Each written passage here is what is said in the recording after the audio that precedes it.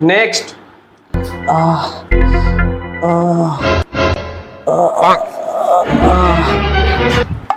বলুন কি হয়েছে? দাঁড়ান একটু।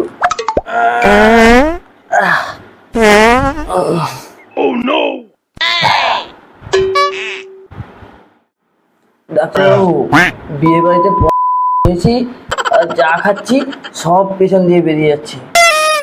আচ্ছা, আপাতত এই ছিপিটা লাগিয়ে নিন। ঠিক আছে, আমি ওষুধ লিখে দিচ্ছি। এই যে ওষুধগুলো দিলাম, মন দিয়ে শুনবেন।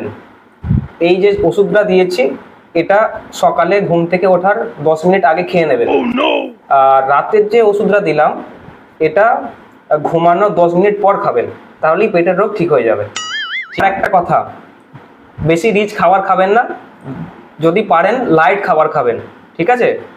ঠিক আছে, আসুন।